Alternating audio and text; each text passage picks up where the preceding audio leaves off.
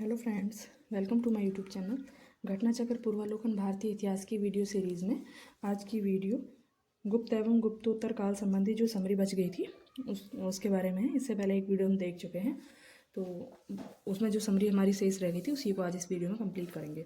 यहाँ तक हमने लास्ट वीडियो में देख लिया था। अभी राष्ट्रकूट वंश से हमें करना बाकी है, ठीक है। तो ये राष्ट्रकूट वंश के बारे में दे रखा है। राष्ट्रकूट वंश को अगर हम देखेंगे तो ये वेस्ट की तरफ हमें देखने को मिलेगा, थोड़ा मतलब साउथ की तरफ। राष्ट्रकूट वंश की स्थापना 736 ईस्वी में दंती दुर्ग ने की थी। तो इसका संस्थापक हो गया दंती दुर्ग और इनकी राजधानी होगी मान्यखेत और इसका प्रमुख राजा हो गया अमोघवर्ष। ये 3-4 चीज़ें घटना चक्र में जो दे रखी हैं वो इंपॉर्टेंट हैं, ठीक है। राष्ट्रकूट वंश की स्थापना 736 ईस्वी में दंती दुर्ग ने की थी। उसने मान्यखेत को अपनी राजधानी बनाया। दंती दुर्ग के संबंध में कहा जाता है कि उज्जैनी में उसने हिरण्यगर्भ महादान यज्ञ करवाया था। राष्ट्रकूट राजा अमोघवर्ष का जन्म 800 ईस्वी में नर्मदा नदी के किनारे श्री भावन नामक स्थान पर सैनिक छावनी में हुआ था। इस समय इसके पिता राष्ट्रकूट राजा गोविंद तृतीय उत्तर भारत के सफल अभियानों के बाद वापस लौट रहे थे। इतना सब के बजाय बस 3-4 चीज़ें जो भी बताएं कि भाई इसका संस्थापक कौन है। प्रमुख राजा हो गया अमोघवर्ष, इनकी राजधानी हो गई मान्यखेत। काफ़ी है इतना। अब दे रखा है मोखरी वंश के बारे में। तो मोखरी कौन थे? सबसे पहले तो इसने ये लिखा है, तो ये गुप्तों के सामंत थे। कहाँ के निवासी थे ये? बिहार के, यानी गया के, ठीक है। और इन्होंने राजधानी बनाई थी अपनी कन्नौज। इसके जो प्रमुख शासक हैं उन सबके नाम के पीछे वर्मा लगा हुआ है, जैसे कि हरिवर्मा, आदित्य वर्मा, ईशान वर्मा, सर्ववर्मा और ग्रह वर्मा, ठीक है। अब है इसमें हर्ष के बारे में। तो जो प्रमुख राजवंश है नॉर्थ इंडिया में अगर हम देखेंगे गुप्त के बाद में जो थोड़ा सा डिटेल में पढ़ा जाता है वो है वर्धन साम्राज्य, ठीक है। वर्धन वंश कह लो। तो वर्धन साम्राज्य का भी जो प्रमुख राजा है वो है हर्षवर्धन, जिसके बारे में थोड़ा सा हमें डीप पढ़ना होता है। तो हर्षवर्धन के बारे में ही यहाँ पे लिखा है कि हर्ष के बारे में हमें जानकारी कहाँ से मिलती है। तो वर्धन तो वो साम्राज्य है, इसलिए उसके नाम के पीछे वर्धन लगा है, नाम तो उसका हर्ष है, ठीक है। तो अब इसमें यही लिखा है कि हर्ष के समय की विस्तृत सूचना हमें इसके दरबारी कवि बाणभट्ट की रचना हर्षचरित से प्राप्त होती है। तो एक तो इसमें यही बात याद रखनी है कि जो बाणभट्ट हैं ये कौन है, तो उनके दरबारी कवि हैं और इनकी जो रचना है वो है हर्षचरित। इससे जुड़ी कुछ सूचनाएं कल्याणकृत राजतरंगिणी में मिलती हैं। तो कल्याण की रचना है राजतरंगिणी और इससे भी हमें हर्ष के बारे में जानकारी मिलती है। चीनी स्रोतों से पता चलता है कि हर्ष एवं राजश्री दोनों साथ साथ कन्नौज के सिंहासन पर बैठते थे। राजश्री की बहन थी, ठीक है। हर्ष ने अपनी राजधानी थानेसर से कन्नौज स्थानांतरित की, यानी हर्ष की पहली राजधानी थी थानेसर और फिर उसने अपनी राजधानी बनाई कन्नौज, ठीक है।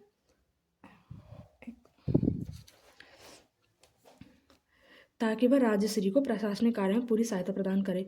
अन्य धर्मों से महायान की उत्कृष्टता सिद्ध करने के लिए हर्ष ने कन्नौज में विभिन्न धर्मों एवं संप्रदायों के आचार्यों की एक विशाल सभा बुलवाई।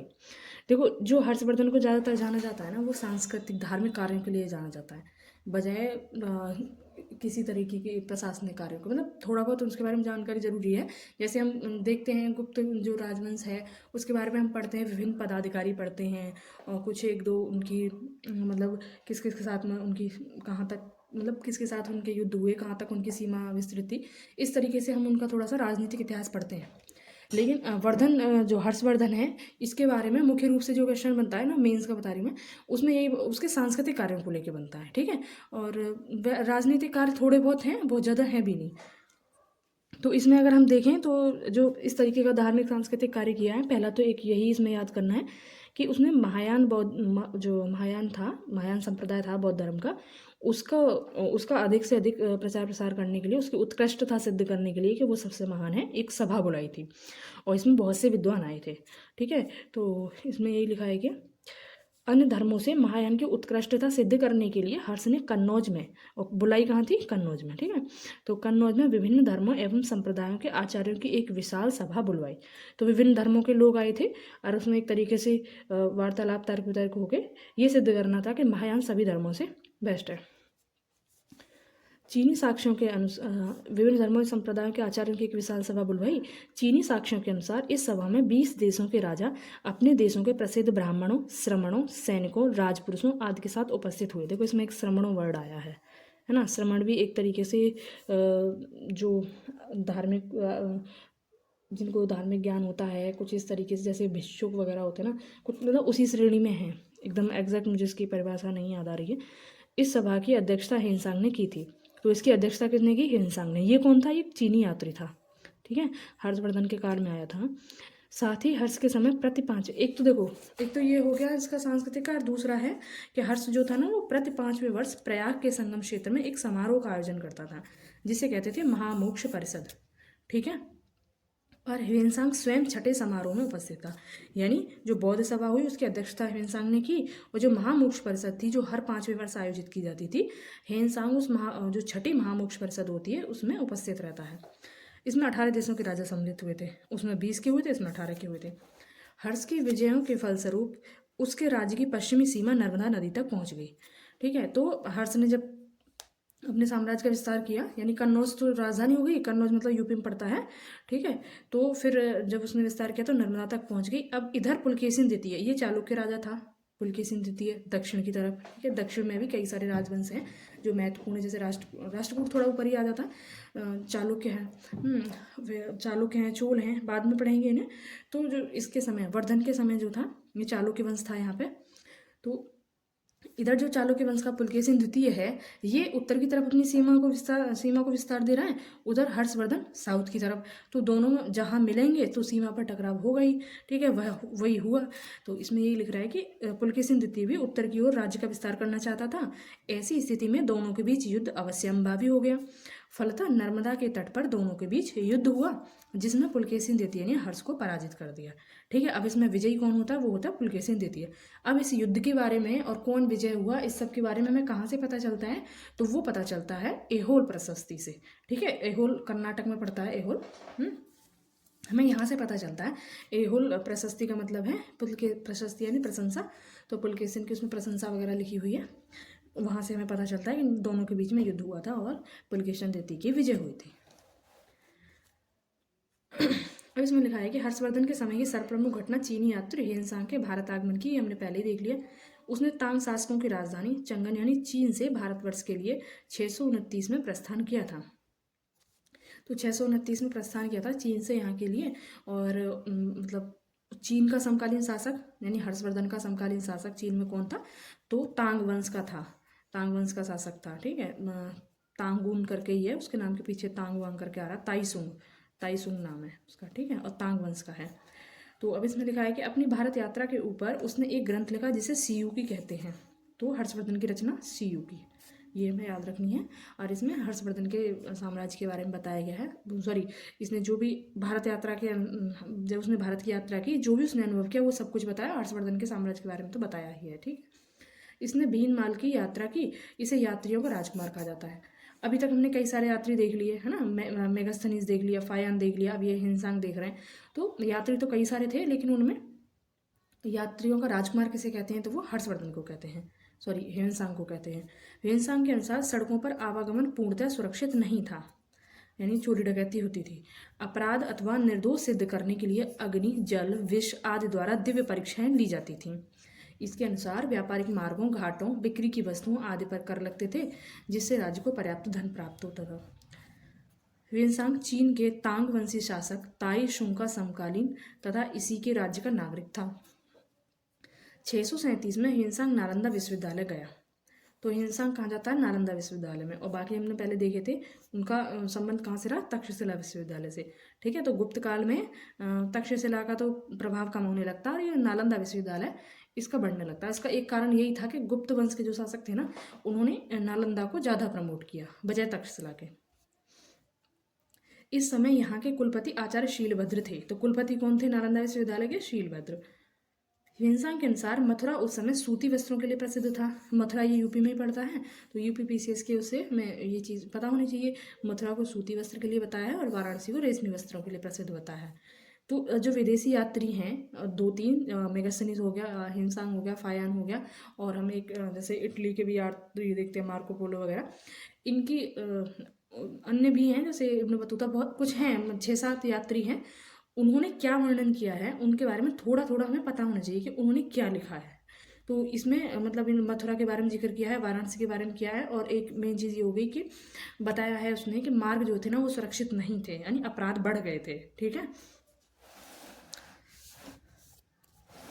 और यहाँ पे लिख रहा है कि ह्वेनसांग बताता है थानेश्वर की समृद्धि का प्रधान कारण वहाँ का व्यापार ही था। बाण ने यानी बाणभट्ट जो कि हर्षचरित का दरबारी कवि थे, बाण ने थानेसर नगरी को अतिथियों के लिए चिंतामणि भूमि, तो चिंतामणि भूमि थानेसर को कहा गया है, किसके लिए? अतिथियों के लिए, ठीक है। और व्यापारियों के लिए लाल भूमि कहा बताया है। हर्ष की मृत्यु के बाद कन्नौज विभिन्न शक्तियों के आकर्षण का केंद्र बन गया। अब जब हर्षवर्धन की मृत्यु हो जाती है उसके बाद जो कन्नौज राजधानी थी उसकी, कन्नौज पर अपना आधिपत्य स्थापित करने के लिए तीन जो है मुख्य शक्तियां आपस में भिड़ती हैं, है ना। और कन्नौज के ये यहाँ पे नाम दे रखे हैं। कन्नौज का एक नाम हमने देखा था जब महाजनपद काल देख रहे थे, कान्यकुब्ज, ठीक है। अन्य नाम है महोदया या महोदया श्री, ये सारे नाम कन्नौज के ही हैं। तो कन्नौज पर अधिकार के लिए जो शक्तियाँ, तीन शक्तियाँ लड़ी, उसको वो थी पाल, गुर्जर प्रतिहार और राष्ट्रकूट, ठीक है। राष्ट्रकूट तो पहले भी वर्धन साम्राज्य से एक बार युद्ध कर चुका है, पुलकेशिन द्वितीय, सॉरी वो तो चालुक्य था। तो ये राष्ट्रकूट के बारे में यहाँ पे दिया है। इसको जो इसे बोलेंगे त्रिकोणीय संघर्ष, क्योंकि तीन राजा आपस में लड़ रहे हैं। तो ऐसा कोई क्वेश्चन है कि त्रिकोणीय संघर्ष किस किस के बीच हुआ और क्यों हुआ, तो कन्नौज पर आधिपत्य स्थापित करने के लिए, और इसमें तीन वंश इन्वॉल्व थे। एक तो ये पाल शासक ये बंगाल में आते हैं, गुर्जर प्रतिहार ये वेस्ट की तरफ आ गए, और राष्ट्रकूट ये साउथ की तरफ आ गए, ठीक है। तो ये तीनों आपस में लड़ते हैं। जो 8वीं 9वीं शताब्दी के उत्तर भारत के इतिहास का सर्वाधिक महत्वपूर्ण घटनाक्रम है। इस संघर्ष में अंततः गुर्जर प्रतिहारों को सफलता मिलती है, मतलब शुरुआत में ये हारते भी हैं लेकिन अंततः गुर्जर प्रतिहारों को इसमें सफलता मिलती है। चीनी यात्री इत्सिंग आता है 671 से 695 के बीच में, यानी अगर हम क्रम बनाए तो इन अभी तक जो हमने ये तीन पढ़े, चौथा ये आएगा इत्सिंग, यानी लास्ट में आएगा इनमें। चीनी यात्री इत्सिंग जब वह युवक था अपने 37 बौद्ध सहयोगियों के साथ बौद्ध धर्म के अवशेषों को देखने की इच्छा से पाश्चात्य विश्व का भ्रमण करने का निश्चय किया। यानी ये भी चीन का था इत्सिंग भी। वह दक्षिण के समुद्री मार्ग से भारत आया और सुमात्रा होते हुए चीन वापस लौट गया। प्राचीन काल के चीनी लेखकों ने भारत का उल्लेख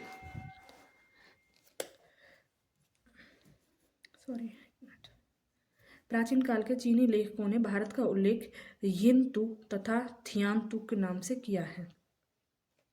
तो भारत को चीनी लेखों में भारत को किस नाम से जाना गया?